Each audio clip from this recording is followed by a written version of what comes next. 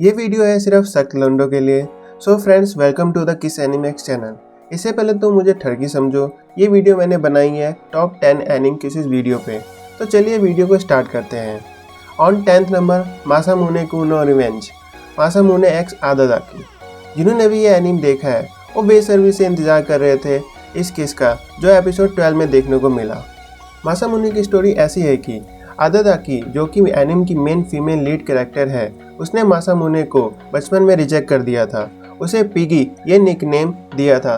तब मासामुने ने कसम खा ली और वर्कआउट करने लगा और एक दिन एकदम से हॉट टीनेजर बन गया और अब वो आदादाकी को इम्प्रेस करके उसे रिजेक्ट करना चाहता है ताकि उसका बदला पूरा हो सके। लेकिन ये दोनों काफ़ी लड़ते झगड़ते हैं इस सीरीज़ में। स्टिल एंड में ये किस काफ़ी सेटिस्फाइंग थी, जो कि 12th एपिसोड में देखने को मिली। तो अगर आपने इस एनिम को नहीं देखा है तो ज़रूर देख लेना। और 9th नंबर, वी हैव नोरागामी या तो एक्स बिसामोन। ये किस सीन बहुत ही ज़्यादा अनएक्सपेक्टेड था फॉर द होल नोरागामी फैंडम। यातो और बिसामोन दो बहुत पुराने दुश्मन थे। मैं ज़्यादा डिटेल में बात नहीं करूँगा क्योंकि ये बहुत ही ज़्यादा अमेजिंग एनिम है। मैं स्पॉइल कर दूँगा, इसलिए मैं ज़्यादा डिटेल में नहीं जाना चाहता।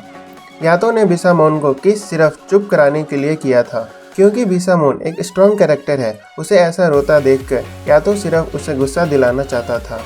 मुझे नहीं लगता मेरी तरफ से ऐसा कोई भी होगा जो यातो को हेट कर सकता है। Apparently Noragami is one of the best anime I will ever recommend someone. इसकी स्टोरी लाइन, एनिम और opening as well as ending song बहुत ही ज़्यादा वर्थ वॉच बनाती है। नोरागामी को MAL पर 8.2 की रेटिंग मिली है और इसकी टोटल 2 सीजन्स है और ओवा सीरीज भी है। 8वें नंबर पे है आकिसे S Yuki from future diary. वो क्या है आप बोलोगे, व्हाट द फक। यूकी की किस इस लिस्ट में, लेकिन कुछ भी कहो, आकिसे के अंदर सच में फीलिंग थी यूकी के लिए। उसने लास्ट तक दिखा दिया कि वो कितना कमाल का ऑब्जर्वेंट था और इस लिस्ट का नाम हम किस ऑफ डेथ भी दे सकते हैं। और जैसे ही उसने यूकी को किस किया, ऑफ कोर्स यूने आंद्रे है, वो बैठ के देखने वालों में से कहाँ है। मुझे नहीं लगता इसकी कहानी बताने की ज़रूरत है क्योंकि आप में से ज़्यादातर लोगों ने देख ही लिया होगा। इस सीरीज़ में यूनी ने भी यूकी को बहुत बार किस किया है, लेकिन आकिसे की फीलिंग मुझे स्टार्टिंग से ट्रू लगी। On 7th number, we have Ikki x Stella from Rakudai Kishi no cavalry, मतलब cavalry of a fail knight. Stella बिल्कुल हमारे टिपिकल सुंदर टाइप कैरेक्टर जो कि सब एकेडमी के नॉन एकेडमिक फील्ड में फर्स्ट आती है, और इकी हमारा टिपिकल सोनन हैरम कैरेक्टर है जिसे अपनी लाइफ में बहुत सारी तकलीफ़ों का सामना करना पड़ता है। लेकिन मुझे इसका कैरेक्टर इसलिए ज़्यादा पसंद है क्योंकि नॉर्मल हैरम एनिम से ज़्यादा इसमें हमारा मेन कैरेक्टर स्टार्ट से ही बहुत स्ट्रगल करता है, क्योंकि उसे जीरो कहा जाता है। फिर किसी तरह से वो अपने आप को स्टेला के सामने प्रूव करता है और लास्ट में बैटल के बाद जो किस करता है और किस के साथ उसे प्रपोज भी करता है। इससे ज़्यादा बेस्ट रोमांटिक मोमेंट क्या ही हो सकता है।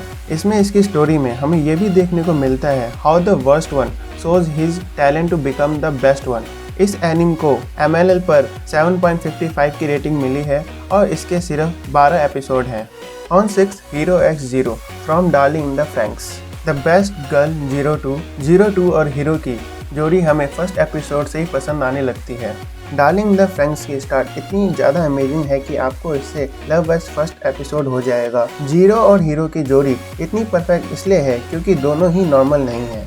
02 was a monster and hero was a prince, जिसे अपने हर सवाल का जवाब की तलाश थी, लेकिन उसे आंसर करने वाला कोई नहीं था। मुझे सबसे ज़्यादा 02 का बैडेस्ट कैरेक्टर पसंद है। डार्लिंग द फ्रैंक्स भले ही एक मेका एनिम है जो कि इतना अच्छा नहीं है, लेकिन इसके रोमांटिक एलिमेंट दिल छू लेते हैं। MLL पर इस एनिम को 7.35 की रेटिंग मिली है और इसके 24 एपिसोड्स हैं। 5वें नंबर पर है Isla x Tsukasa from Plastic Memory. ये किस्म काफ़ी दर्दनाक था क्योंकि इसला इसमें ह्यूमनाइड होती है जिसे गिफ्टियाज कहते हैं। इन गिफ्टियाज की लाइफ स्पैन सिर्फ 9 साल और 4 महीने की होती है। इस स्टोरी के एंड सच में बहुत ही ज़्यादा इमोशनल थी। अगर आपने अभी तक प्लास्टिक मेमोरी नहीं देखा है तो इसे ज़रूर देखना। MLL पर इस एनिम को 7.95 की रेटिंग मिली है और इसके 13 एपिसोड्स हैं। On 4th number, we have Kirito x Asuna from Sword Art Online. Kirito और आसुना के किस सीन के लिए काफ़ी लोग वेट कर रहे थे। फर्स्ट सीजन में जब ये किस हुआ वो मोमेंट काफ़ी अच्छा था, सभी लोगों को याद होगा। लेकिन मेरी फेवरेट किस सीन जब होती है जब एंड में किरीतो आसुना से हॉस्पिटल में मिलता है। सोचिए ऐसा मोमेंट बनाए जब इतना ज़्यादा स्ट्रगल करने के बाद, गेम के अंदर life and death situation face करने के बाद रितो आखिरकार रियल वर्ल्ड में आसुना से मिलता है, और वो भी इस कंडीशन में जब हॉस्पिटल एडमिट थी। चाहे स्वॉर्ड आर्ट ऑनलाइन को कितने भी लोग हेट करें, बट फर्स्ट सीजन मुझे बहुत ज़्यादा पसंद आया। थर्ड नंबर पे है Zen x Shirayuki from Snow White with Red Hair. ये दोनों मेरे फेवरेट कपल में से एक हैं। Fun fact, Shirayuki is the Japanese painter of Snow White. ये एनीमे का बैकग्राउंड सेट है वेस्टर्न कंट्री में। वैसे तो सबको पता है कि नॉर्मली किसी के बाल एप्पल रेड कलर के नहीं होते हैं, क्योंकि हमारे मेन कैरेक्टर शिरायुकी के बाल ऐसे रेड थे, इसलिए वह सबसे अलग दिखती थी। जब ये बात उस जगह के रहने वाले राजकुमार को पता चलती है तो वो उसे देखना चाहता है, लेकिन शिरायुकी अपने बाल काट देती है और सफ़र पर निकल जाती है। तभी उसकी मुलाकात हमारे दूसरे मेन कैरेक्टर प्रिंस जेन से होती है, और ये कहानी नॉर्मल डिज्नी वाले स्नो वाइट से बहुत ही ज़्यादा अलग है और उससे डेफिनेटली ज़्यादा अच्छी है। इस एनिमे को MNL पर 7.80 की रेटिंग मिली है और इसके टोटल 3 सीजन्स हैं। सेकंड नंबर पे है Mavis x जेरेफ from fairy tale. ये सीन मेरे दिल को हर बार तोड़ देता है। मुझे पता है बहुत सारे लोग जो स्टार्ट से कंटिन्यू कर रहे हैं, उन्हें फेरी टेल फाइनल सीजन देखकर काफ़ी डिसअपॉइंट हुआ होगा, लेकिन फिर भी जेरेफ और मेविस की लव स्टोरी एटलीस्ट मेरे दिल को छू गई। दोनों ऐसे लोग जिनके लिए प्यार का एहसास ही पाप है और उनके लिए मौत की इच्छा जीने की वजह बन चुकी है। जी हाँ, उनके लिए लाइफ का एक ही गोल है, मरना। वैसे आपने फेरी टेल नहीं देखा है तो मैं आपको स्पॉइलर नहीं देना चाहता हूँ, लेकिन काश हर किसी को जेरेफ जैसी मौत पाना नसीब होता। पहले नंबर पे मैं जानता हूँ आपने गैस कर ही लिया होगा, Naruto x Sasuke. Just kidding. Now finally on the first number पर है नारुतो एक्स हिनाटा। पता नहीं शायद सिर्फ मैं ही हूँ या आप लोग भी हैं, बट मैं स्टार्टिंग से नारुतो को साकुरा के साथ देखना चाहता था। नारुतो साकुरा के लिए बहुत कुछ करता था और मैंने सोचा था कि एक ना एक दिन सास्के को छोड़ के नारुतो के पास चली जाएगी और उसे हाँ बोलेगी, लेकिन साकुरा ऐसा करने से रही। लेकिन फिर मैंने देखा कि हिनाटा, जो कि स्टार्टिंग सीरीज में बहुत ही कम बार आती है, लेकिन जब भी आती है वो नारुतो को बहुत सपोर्ट करती है। मैं पर्सनली ये मानता हूँ कि हिनाटा को स्टार्टिंग में काफ़ी कम स्क्रीन टाइम दिया गया है, जिससे कि नारुतो और हिनाटा की केमिस्ट्री इतनी अच्छी नहीं थी पहले, लेकिन इस कमी को पूरा कर दिया गया है नारुतो द लास्ट मूवी ने।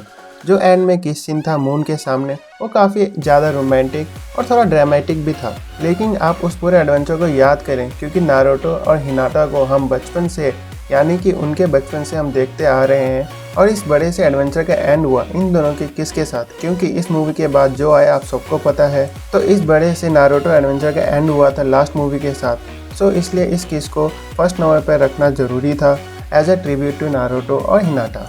तो दोस्तों आज के लिए बस इतना ही। अगर आपको ये वीडियो पसंद आई और इस लिस्ट में आपका एक भी कपल फेवरेट है तो लाइक और सब्सक्राइब जरूर करना। I live inside my own world of make